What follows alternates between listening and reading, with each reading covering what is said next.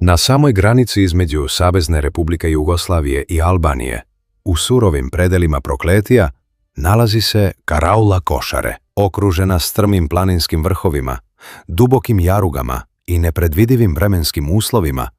Ova mala granična tačka postala je 1999. godine poprište jedne od najtežih i najdramatičnijih bitaka u novijoj istoriji Srbije.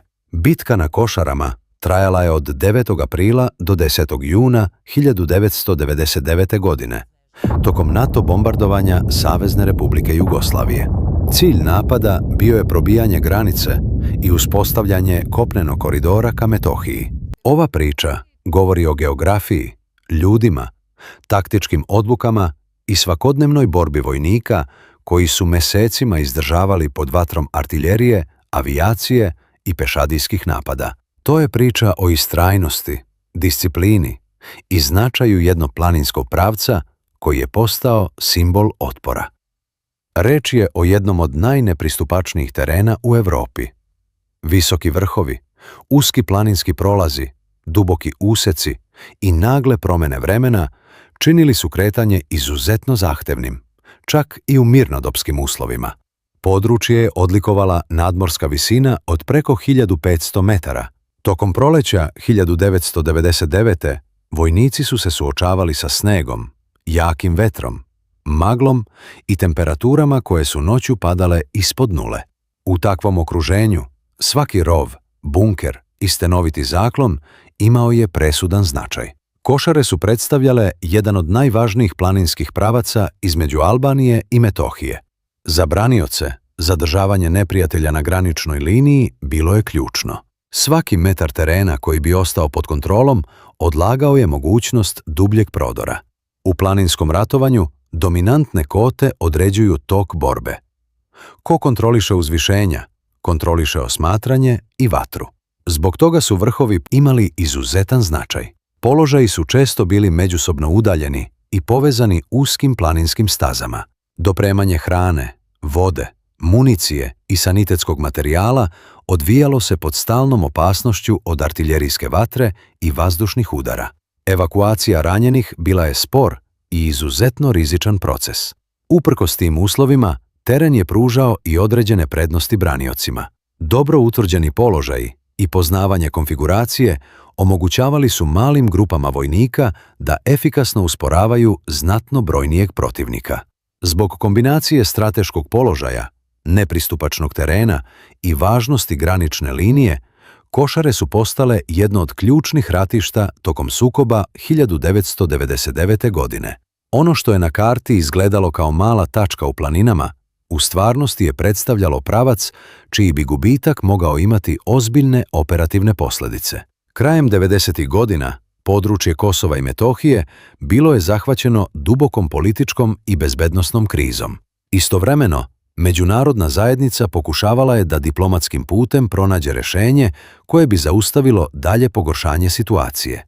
Pregovori koji su vođeni u Rambujeu nisu doveli do sporazuma koji je prihvatljiv za obe strane. Nakon neuspeha diplomatskih napora, 24. marta 1999. godine, NATO je započeo vazdušnu kampanju protiv Savezne Republike Jugoslavije. Cilj bombardovanja bio je vršenje pritiska na državno rukovodstvo da prihvati političke uslove za okončanje sukoba. Tokom narednih nedelja gađani su vojni objekti, komunikacije, infrastruktura i drugi ciljevi širom zemlje.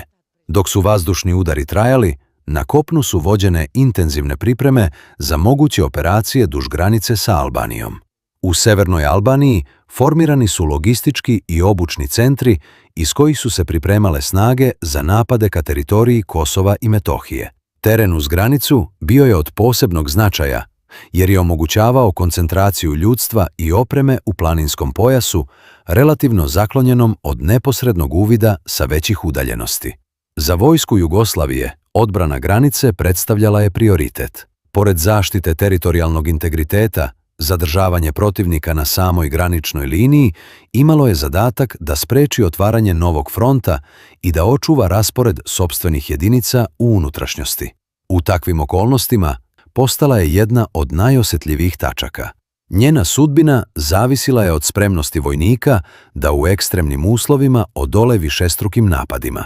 Bitka koja je usledila bila je rezultat ukrštanja strateških interesa, međunarodnih okolnosti i odlučnosti ljudi koji su se našli na prvoj liniji fronta. U danima koji su prethodili 9. aprilu 1999. godine, duž granice između Savezne Republike Jugoslavije i Albanije primećivana je pojačana aktivnost.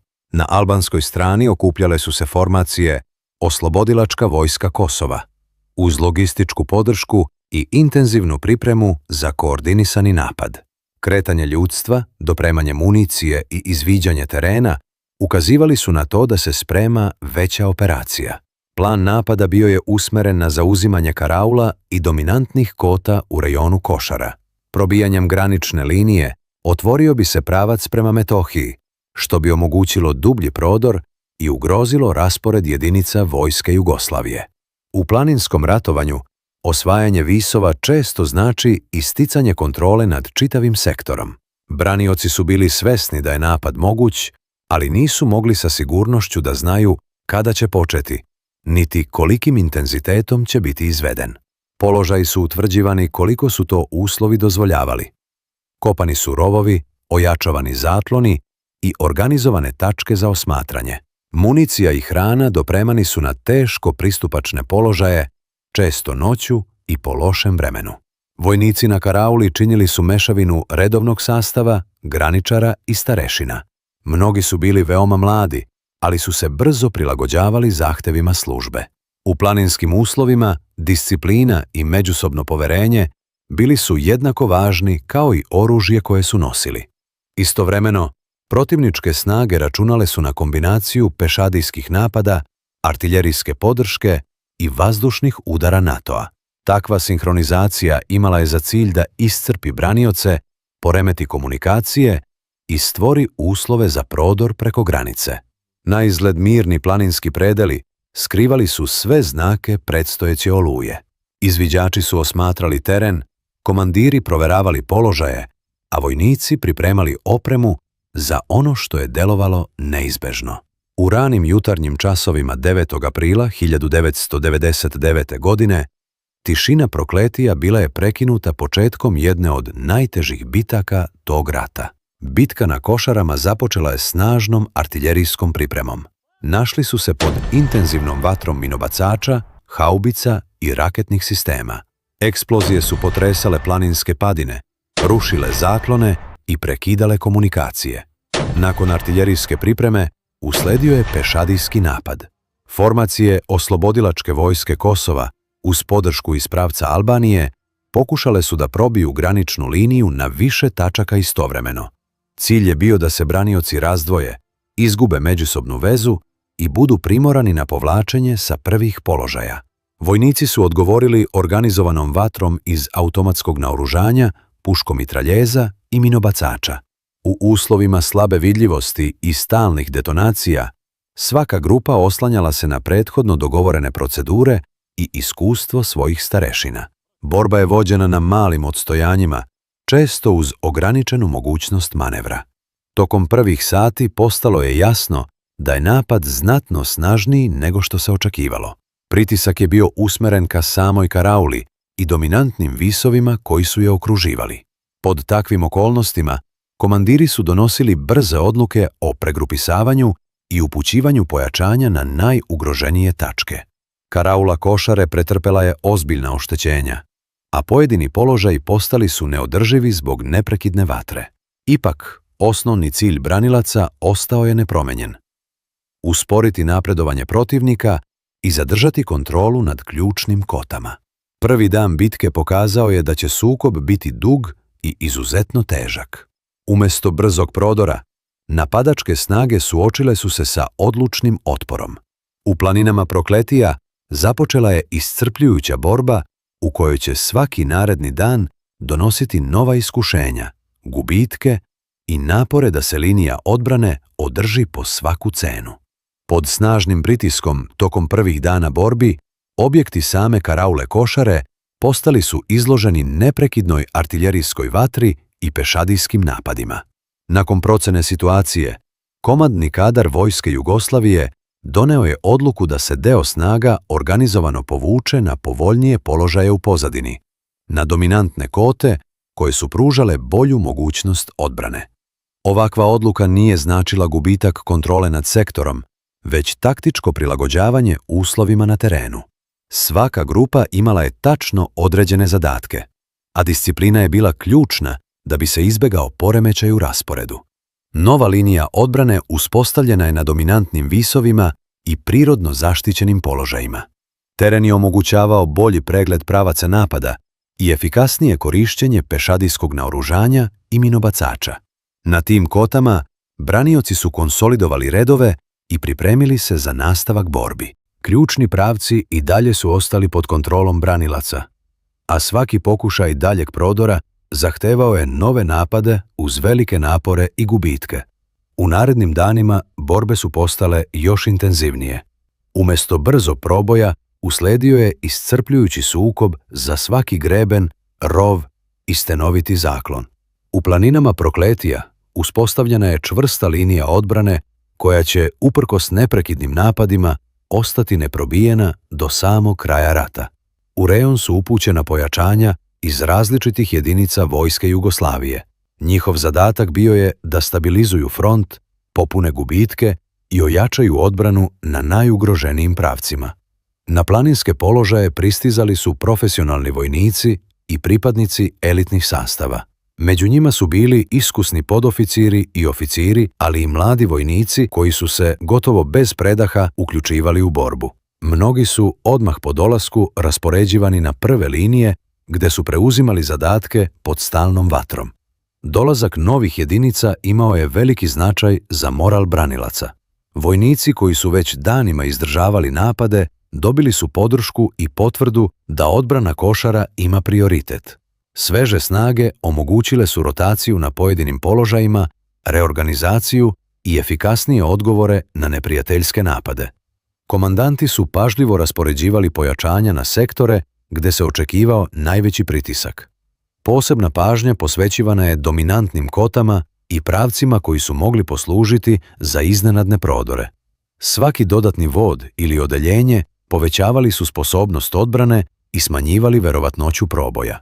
Sa pojačanjima je stigla i dodatna odlučnost. Front je učvršćen, a napadačke snage suočile su se sa protivnikom koji je, uprkos gubicima i izuzetno teškim uslovima, bio spreman da nastavi borbu bez odstupanja.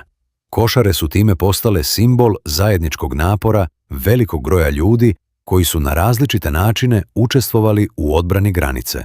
Na tom terenu čak i mali uzvišeni položaj mogao je odlučiti tok čitavog sektora. Vojnici vojske Jugoslavije provodili su dane i noći u rovovima ukopanim među stenama i snegom. Vlažna odeća, hladnoća i stalni nedostatak sna postali su svakodnevica. Kada bi protivnik prišao dovoljno blizu, otvarana je koordinisana vatra iz puškomitraljeza, automatskih pušaka i minobacača. Borbe su vođene na malim odstojanjima. U pojedinim trenucima suprotstavljene strane nalazile su se toliko blizu da su vojnici mogli da čuju međusobne povike i komande. Takvi uslovi stvarali su ogroman psihološki pritisak, posebno tokom noći kada je vidljivost bila ograničena, a svaki zvuk mogao značiti početak novog napada. Posebno težak zadatak imali su izviđači i kuriri. Oni su se kretali između položaja, prenoseći informacije, naređenja i municiju. Često su morali da prolaze kroz zone koje su bile pod osmatranjem ili vatrom, oslanjajući se na poznavanje terena i iskustvo stečeno tokom prethodnih dana borbi. Ishrana i odmor bili su neredovni. Hrana je do položaja stizala sa zakašnjenjem, a voda se dopremala u ograničenim količinama. Uprkos tome, vojnici su održavali borbenu spremnost.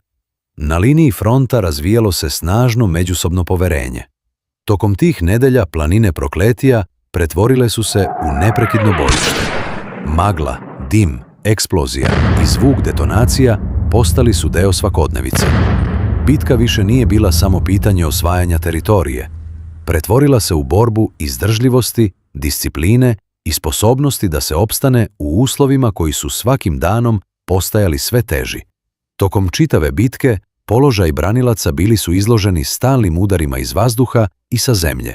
NATO je nastavljao vazdušnu kampanju nad Saveznom Republikom Jugoslavijom, a područje Košara bilo je jedno od najintenzivnije gađanih planinskih sektora. Istovremeno, sa teritorije Albanije dejstvovala je artiljerija koja je pokušavala da oslabi odbranu i pripremi teren za nove pešadijske napade.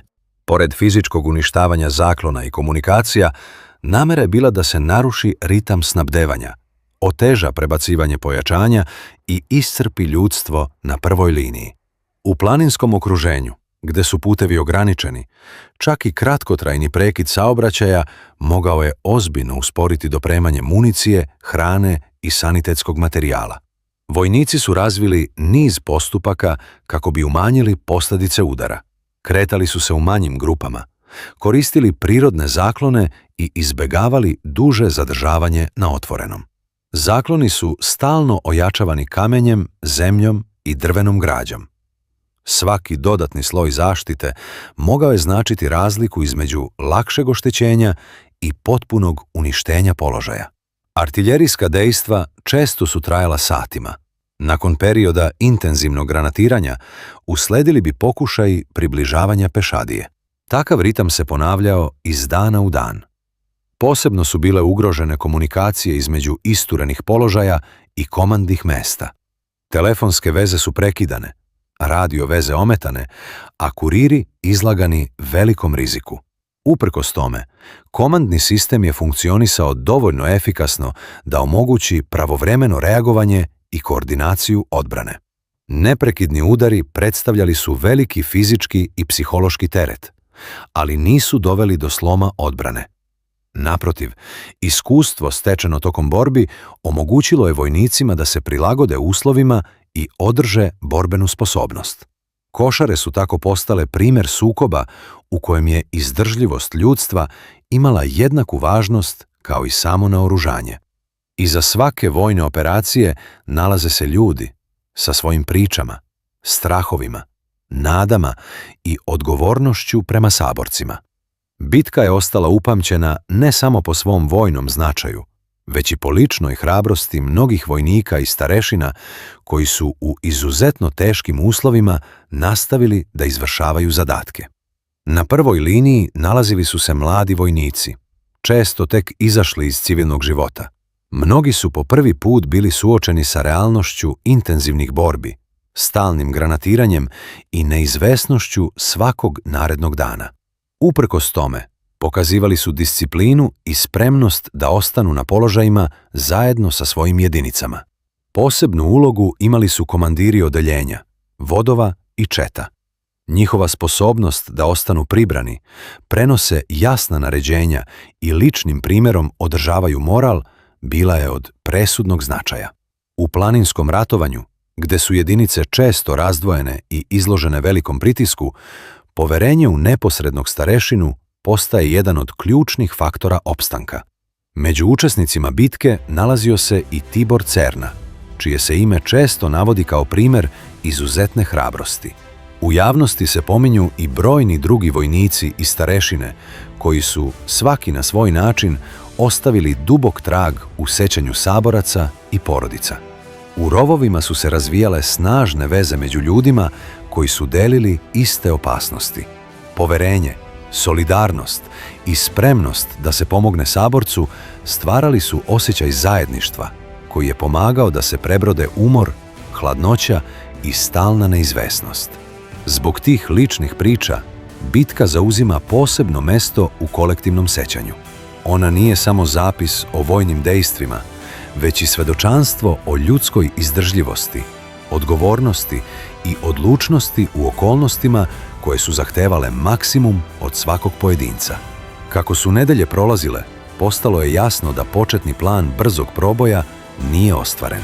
Iako su napadačke snage zauzele pojedine isturene položaje i nastavile sa intenzivnim napadima, glavna linija odbrane ostala je očuvana.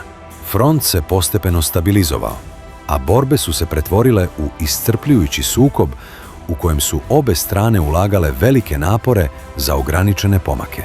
Jedan od ključnih faktora stabilizacije bila je sposobnost vojske Jugoslavije da pravovremeno prebacuje pojačanja, reorganizuje jedinice i popunjava najugroženije sektore. Iskustvo stečeno u prvim danima omogućilo je efikasnije korišćenje terena, bolju koordinaciju i preciznije raspoređivanje raspoloživih sredstava. Napadačke snage nastavile su da pokušavaju prodor duž više planinskih pravaca. Međutim, svaki napad suočavao se sa dobro organizovanom odbranom na dominantnim kotama. U planinskom ratovanju čak i mali broj odlučnih branilaca, ukoliko drži povoljan teren, može znatno usporiti i iscrpeti protivnika.